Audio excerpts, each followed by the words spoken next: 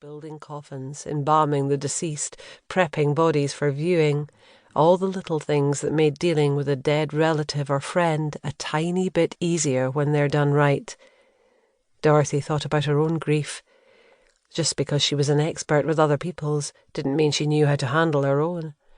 She realised she was still holding the black bag of Einstein's shit, so she walked to the dog waste bin and dropped it in. She looked for the dog, saw his black and white tail disappear into the pine trees at the corner. On the other side was Sam's coffee box, the old converted police box, and the public toilets. Einstein was always sniffing around, sometimes breaking into a run after a squirrel or barking at a wood pigeon in the trees. She watched the cops for a while, didn't see any movement. "Einstein!" A bus rumbled along Brunsfield Crescent. A decorator's van drove past, and she spotted 2 grammatical mistakes in their slogan. Still no movement in the trees. "Einstein!" She walked towards the pines, looked at the ground underneath, moss and needles. As she got nearer, she saw more clearly between the tree trunks, but couldn't see the dog. "Einstein!"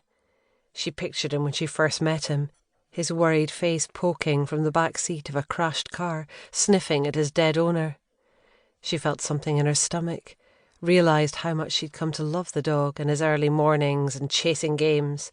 The way he followed Schrödinger around the house, trying to ingratiate himself, only making the cat more annoyed. She was halfway to the trees when Einstein emerged, nodding his head in time with his trotting paws. Dorothy felt relief. Then something else.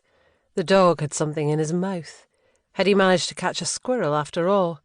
Maybe a baby bird fallen from a nest. She was more used to Schrödinger bringing her little dead offerings. As Einstein got closer, she saw the colour. Pale pink, some red, and she swallowed hard. The dog reached her, face eager, the object clamped in his jaws. Dorothy felt bile in her stomach again. "Drop it," she said, pointing at the ground. Einstein looked unsure, didn't want to give up his prize. "Drop," Dorothy said more sternly. Einstein lowered his head and placed the object on the grass, looked up with his one eye for praise. Dorothy crouched down and touched his head absent-mindedly. "Good boy." She scratched the dog's ear and stared at the object. It was damaged, a lot of chewing around one end, the skin grey. But there was no doubt. It was a human foot.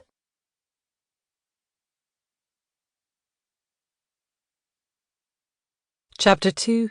Jenny. Sunshine shimmered on the water of Leith as Jenny stood at the corner of the shore and Commercial Street.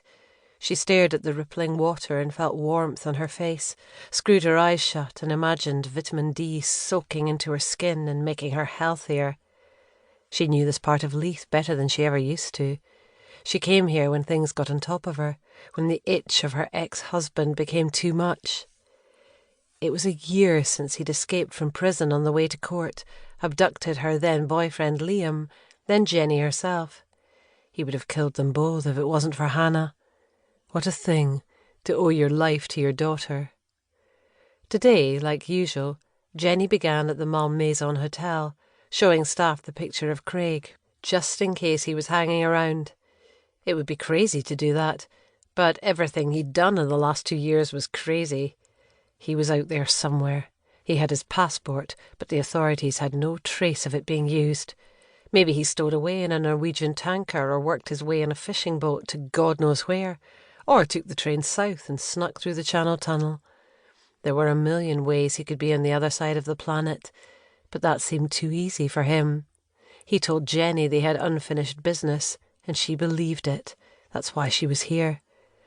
After Malmaison, she'd worked her way up the bars and restaurants, Fisher's, the shore, the ship on the shore. She knew all the staff now. They greeted her by name, often had a gin and tonic ready.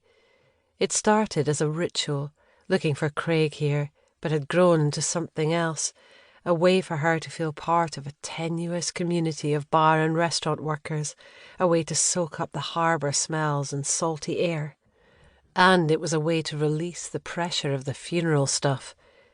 2 years since her dad died, and she'd got involved in the family business, and she still wasn't used to it.